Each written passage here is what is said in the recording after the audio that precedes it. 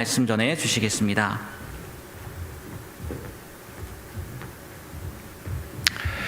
할렐루야. 오늘 8월달 휴식과 충전의 달이라고 이야기하는데 8월달이 돼서 많은 비 때문에 많이 예배에 참여하지 못하셨지만 성전에서 예배하시는 분들 또 온라인으로 오늘 8월 월삭 새벽 기도에 참여하시는 모든 분들에게 오늘 14절 말씀에 기록되어져 있는 것처럼 하나님의 긍휼과 은혜가 믿음과 사랑과 함께 풍성해지시기를 주님의 이름으로 축복합니다. 제가 언제 한번 간증한 적이 있는데 저에게 이런 어렸을 때 경험이 한번 있습니다. 고등학교 2학년 때였는데 집에서 무료하니까 집 안에서 마루에서 공을 가지고 놀다가 벽에다가 이렇게 공을 발로 이렇게 툭툭 차면서 놀았는데 각도가 잘 안 맞아가지고 그 당시 이게 집에 문갑이라는 게 있지 않습니까? 아버지가 참 좋아하시던 일본 도자기가 있었습니다. 화려한 문양의 도자기가 있었는데 제가 발로 한번 공을 뻥 찼는데 벽을 맞고 각도가 달라지면서 그 도자기를 맞았는데 도자기가 땅에 떨어졌어요. 아버지가 귀하게 여기시던 건데 좋아하시던 건데 떨어졌는데 이 나쁜 소식 가운데 하나는 그 떨어진 것 도자기 보면서 놀랬지만 그래도 다행인 것은 딱 보니까 딱 위에 주둥어리 있는 데만 입고 있는 데만 두 조각이 났어요. 제가 고등학교 2학년 때니까 얼마나 생각을 많이 했겠습니까? 그래도 다행이네. 그리고 안쪽으로 스카치 테이프를 붙여가지고 잘 이렇게 붙여놓으니까 밖에서 보면 잘 모르겠더라고요. 근데 문제는요, 아버지가 퇴근해서 오시는데 그 앞에 지나가실 때마다 마음이 콩당콩당 하는 거예요. 결국은 며칠이 지나서 발각이 됐습니다. 누가 그랬냐? 그때 제가 이제 죽었구나. 세상에 완전 범죄는 없구나 깨달았는데 제가 그랬습니다. 그리고 솔직하게 얘기를 해서 아버지 제가 그랬습니다. 제가 놀다가 공 맞고 떨어졌는데 살짝 금도 가고 그래서 제가 붙여놨습니다. 그랬더니 아버지가 뭐라고 그러시냐 하면 에휴 괜찮아 그 한마디를 하시더라고요. 괜찮아. 근데 그때 그 괜찮아의 한마디가 죽음에서 삶으로 돌아온 것 같은 그리고 그 이후로는 아무 말씀도 안 하셨어요. 괜찮아. 그 한마디밖에 없었어요. 그게 저에겐 참 위로가 되었습니다. 괜찮아. 그 한마디. 제가 오늘 긍휼, 오늘 제게 말씀의 제목을 삼으면서 14절에 있는 말씀을 제목을 삼았는데 이 긍휼의 은혜, 그 긍휼의 은혜가 뭘까? 몇 달 전에도 그런 책을 한번 본 적이 있습니다. 코로나기 가운데 어느 목사님이 쓴 책인데 김원태 목사님이라고 하는 분이 쓰신 책인데 제 서재에 꽂혀 있는 괜찮아 다시 일어나면 돼 라고 하는 책이 있어요. 그 책을 본 기억이 있어요. 괜찮아 다시 일어나면 돼. 8월달 휴식과 충전의 달, 교회에서는 그렇게 명하고 많은 수련회들 또 여름 성경학교 또 우리 평신도 수련회 여러 행사들이 있는데 사실 그렇게 다 할 수 있는 행사들이 형편이 지금은 안 됩니다. 그러나 우리 사랑하는 성도님들을 축복하면서 기도해드리고 싶은 것이 하나 있는데 그건 다른 것이 아니라 바로 괜찮아의 은혜, 긍휼의 은혜. 그 긍휼의 은혜가 사랑과 믿음과 사랑 더불어서 풍성하게 될 수 있는 한 달이 되었으면 참 좋겠습니다. 운동 경기 할 때에도 그런 거 있잖아요. 야구 경기 가보신 적 있습니까? 선수를 막 응원합니다. 안타 쳐야 될 찬스 가운데 선수의 이름을 부르면서 막 응원합니다. 그런데 선수가 안타를 치지 못하고 내야 땅볼을 쳐서 죽었어요. 그러면은 응원석에서 터져 나오는 소리가 뭐죠? 야유가 아니라요. 응원석에서는 괜찮아 그럽니다. 그게 선수에게는 응원과 격려가 되겠죠. 하나님 마찬가지예요. 우리가 전반기 참 힘들게 어렵게 살고 지금 8월달 이번 주가 휴가 피크라고 그러는데 휴가도 마음대로 못 가는 것 같아요. 될 수 있으면 가족들 많이 사람 모이는데 가지 말고 또 많은 식당 사람들 가는 식당에 가지 말고 몸이 안 좋으면 절대 외부 출입하지 말고 휴가철 지침도 내려졌더라고요. 괜찮아 라고 하는 말 속에는요, 여러 가지 의미가 사실은 담겨져 있습니다. 저는 이걸 하나님의 긍휼과 같은 표현이라고 생각을 해요. 그 정도면 잘했어, 괜찮아. 그런 하나님의 음성으로 듣고 우리가 휴식하고 충전하면서 새로워져야 되겠고요. 내가 어떤 일을 했든지 때로는 좀 부족해서 실수했을 때도 있겠지만 괜찮아, 내가 없던 일로 해줄게. 그런 하나님의 음성으로 들릴 수도 있겠고요. 지금은 실패했지만 용기를 내, 괜찮아, 다시 한번 우리를 다독거려 주시는 하나님의 손길로도 느낄 수 있어요. 그렇습니다. 사실 하나님은 어떤 하나님이에요? 성경에 보니까 괜찮다라는 단어는 별로 없어요. 성경에 괜찮아 이렇게 표현되어 있는 부분은 없더라고요. 제가 어제 말씀드린 회개 이런 단어는 굉장히 많이 나옵니다, 성경에. 그런데 괜찮아라는 단어는 거의 없어요. 그런데 우리가 말의 표현의 뉘앙스라고 그러죠. 의미, 아니면 그 내용 안에 담겨져 있는 함축적인 의미가 있어요. 근데 성경엔 그런 말씀이 너무 많아요. 누가복음 19장에 보면 탕자의 비유가 나옵니다. 탕자의 비유, 우리가 잘 아는 것처럼 탕자의 비유 속에 나와 있는 내용이 뭐예요? 사실 중동 지역에서 아들이 살아계신 아버지한테 유산을 주십시오 그렇게 얘기하는 거는요, 불효 중에 불효예요. 왜? 아버지 빨리 돌아가십시오 라고 하는 의미와 마찬가지예요. 그런데 아버지는 그 둘째 아들의 요구에 따라 다 유산도 나누어 줍니다. 그거 가지고 먼 나라에 가서 자기 멋대로 살려고 둘째 아들은 다 허랑방탕하게 사용합니다. 나중엔 돼지를 칩니다. 돼지가 먹는 쥐염 열매를 먹습니다.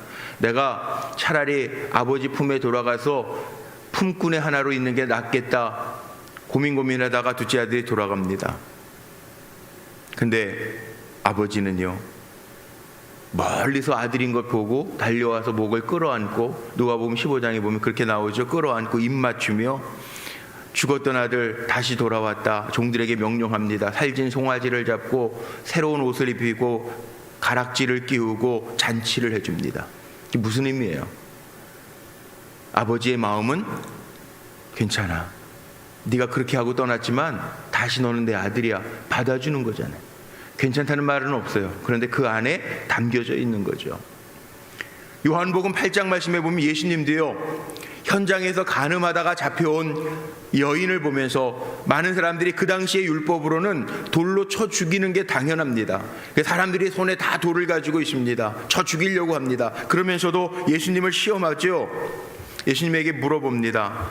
예수님, 어떻게 할까요? 예수님을 시험하는 거예요. 왜? 현장에서 간음하다가 잡혀온 여인은요, 그 자리에서 쳐 죽여도 전혀 문제가 없어요. 그런데 예수님에게 어떻게 할까요? 라고 하는 것은 율법에 말한 대로 돌로 쳐 죽여라. 그러면 예수님은 자기가 늘 외치는 사랑하라라고 하는 거에 위배되니까 이중인격자로 몰아 세우려고 하는 거고, 아니고 사랑으로 덮어줘라 그러면 율법을 어기는 자로 고소하려고 그랬죠. 주님 깊이 생각하시면서 땅에다가 뭔가를 쓰시는 듯 하면서 이야기하십니다. 누구든지 죄가 없는 자가 먼저 돌로 치라. 사람들이 가책을 받아서 아무도 돌로 치지 못하고 죄 없는 사람이 어디 있어요? 다 내려놓고 물러갑니다. 예수님이 그 여인에게 향해서 이렇게 얘기하죠. 나도 너를 정죄하지 아니하겠다. 다시는 이와 같이 행하지 마라. 그리고 보내. 괜찮아라고 하는 단어는 없어요. 그런데 거기에 담겨져 있는 예수님의 마음이 뭐죠? 괜찮아. 다시는 죄짓지 말고 새로운 삶을 살아 하는 격려의 의미가 담겨져 있다는 거예요. 여러분, 그렇습니다. 8월이 휴식의 달, 휴가의 달, 충전의 달이라고 이야기해요. 8월 한 달 살면서 8월도 녹록지 않게 시작을 합니다. 여전히 감염병에 대한 위기들은 있고 휴가철을 맞이했지만 마음대로 휴가 갈 수 있는 그런 형편들도 안 되고, 또 많은 비 때문에 피해를 많이 봤다고 하는 뉴스를 보고 그랬는데, 어제 뉴스에도 그렇게 나오던데 오늘 아침 새벽에 나오면서 잠깐 핸드폰 켜고 나오는데요, 거기에 뉴스가 떴더라고요. 경강선 여기 가는 서울에서부터 강원까지 가는 경강선에서도 판교까지만, 우리 사는 판교까지만 연결되어 있고 중간에 유실되어 있는 이천 여주 쪽에는 또 철로 유실 때문에 못 간다는 거예요. 비가 많이 왔죠. 어제 새벽에도 3시 이후로는 비가 막 내리는 소리가 들리더라고요. 그렇습니다. 쉽지 않은 세상을 우리가 살고 8월 한 달도요, 시작부터가 어려운 것 같아요. 벌써 이재민들도 많이 나오고, 이 어려운 때인데 또 많은 비 때문에 힘들어하는 사람들이 생기면 어떡하나 라는 생각도 인간적인 마음으로는 듭니다. 그런데 하나님 어떤 하나님이냐? 어제 주일에도 말씀 선포했던 것처럼 우리가 잘못했습니다 하고 하나님의 품으로 돌아오면 하나님은 하늘에서 들으시고 우리의 죄를 사하시고 그 땅을 고쳐주시는 하나님이라는, 괜찮아 하시는 하나님이라는 것, 다시 우리를 위로하시고 세워주시는 하나님이라는 것. 전반기 다 힘들게 살았습니다. 교회 모든 것들이 멈춰있기 때문에 봉사도 잘 못했습니다. 섬김도 못했습니다. 또 사업이 어려운 분들도 있기 때문에 하나님 앞에 드리고 싶어도 드리지 못했던 일들도 있습니다. 그런데 이 충전의 시간에 오늘 14절에 나와 있는 것처럼 은혜와 긍휼, 그리스도를 향한 믿음과 사랑이 더 풍성해졌다라고 하는 고백을 사도 바울이 목회서신을 통해서 하고 있는데, 괜찮아라고 하는 음성을 들으면서 다시금 우리의 삶을 되새기고 하나님의 음성을 듣고 주님을 바라보면서 믿음과 사랑에 풍성해질 수 있는 저와 여러분이 되시기를 주의 이름으로 축복합니다. 오늘 본문의 말씀이 그거예요. 사도 바울의 아름다운 믿음의 고백이죠. 목회서신 디모데전서 시작하면서 디모데에게 편지 보내면서 자기가 어떤 사람이었는지를 먼저 고백해요. 13절에 뭐라고 얘기해요? 나는 핍박자고 회방자고 포악자였다. 그런데 주님의 은혜로 말미암아 바뀌었어요. 나는 죄인 중에 괴수라고까지 오늘 성경에는 사도 바울이 자기 자신을 표현해요. 그런데 다메섹에서 주님 만나고 나서는요, 바꿔놓으셨다는 거예요. 그래서 오늘 12절에는 그렇게도 표현해 놨어요. 뭐라고 표현되어 있어요? 나를 충성되이 여기셔서 주님의 일을 내게 맡겨주셨다는, 많은 사람을 죽이기까지 하고 스데반의 순교 현장에 있기까지도 하고, 바울은 자기 나름의 열심, 율법의 열심을 가지고 그리스도인들을 박해하고 하나님 앞에는 열심인 것 같았지만 잘못된 길을 갔는데, 그렇게 잘못된 자기를 가리켜서 죄인 중에 괴수라고 표현하는데 그래도 하나님은 괜찮아, 그리고 하나님의 일에 자기를 사용하고 계시다라고 하는 고백을 하고 있어요. 그게 자기가 잘나서가 아니라 하나님이 괜찮다, 그리고 불러주시고 긍휼을 덧입혀주시고 은혜를 덧입혀주시고 그리스도를 향한 믿음과 사랑으로 바꾸어 주셔서 풍성하게 하셔서 자기를 쓰셨다라고 하는 고백으로 디모데전서를 시작하고 있어요. 이게 긍휼입니다. 저와 여러분에게도 필요한 것이 다른 게 아닌 것 같아요. 이 힘들고 어려운 때지만 바울이 가지고 있는 이 14절에 나와 있는 고백, 하나님 우리에게 평강의 마음을 주시고 전반기 여러 가지 어려웠던 형편과 처지 아시고 정말 충전해야 될 때 세상적인 것으로 충전하는 것이 아니라 오늘 말씀에 나와 있는 것처럼 하나님의 긍휼과 은혜와 또 예수 그리스도 안에 있는 믿음과 사랑으로 풍성하게 하셔서 우리를 다시금 이렇게 세워주시는 그 하나님의 은혜로 8월 한 달을 달려갈 수 있는 저와 여러분 모두가 되시기를 주님의 이름으로 축복합니다. 그런 은혜를 받았으니 우리도 8월 한 달을 이렇게 살았으면 좋겠어요. 여전히 어제도 예배 마치고 어느 집사님과 이야기하고 상담하는 가운데 그런 얘기들 해요. 요즘에 아내들이 많이 힘들어한대요. 아이들이 2주에 한 번, 중학교는 1, 2, 3학년이니까요 한 학년이 한 주간씩 학교를 등교하니까 2주 쉬고 한 주 가고 2주 쉬고 한 주 하고 이렇게 돌아가면서 학년들이 한 주간씩 등교를 한대요. 거리두기 때문에. 그러니까 방학도 아주 긴 거죠. 부모들이 힘들어하고 아이들하고 씨름하려고 하니까 힘들고, 초등학교 아이들은 하루씩 나눠서 일주일에 한 번씩 등교하고, 그런데 쉽지가 않은 것 같아요.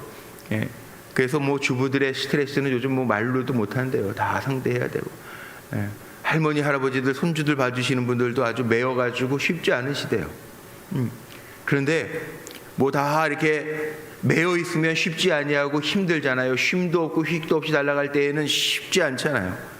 그럴 때 누군가가 옆에서 힘내세요, 괜찮아요 라고 해주는 따뜻한 말 한마디도 우리를 다시 살게 하시는 은혜가 있잖아요. 하나님께 괜찮아, 다시 힘내라고 하는 격려를 받는 한 달이 되어질 뿐만 아니라 또한 나도 그 은혜를 받았으니 또 다른 사람들에게 괜찮아, 힘내세요, 내가 기도하고 있어요, 그렇게 하면서 영적인 충전을 줄 수 있는, 위로를 줄 수 있는 그 삶을 살아가시기를 주의 이름으로 축복합니다.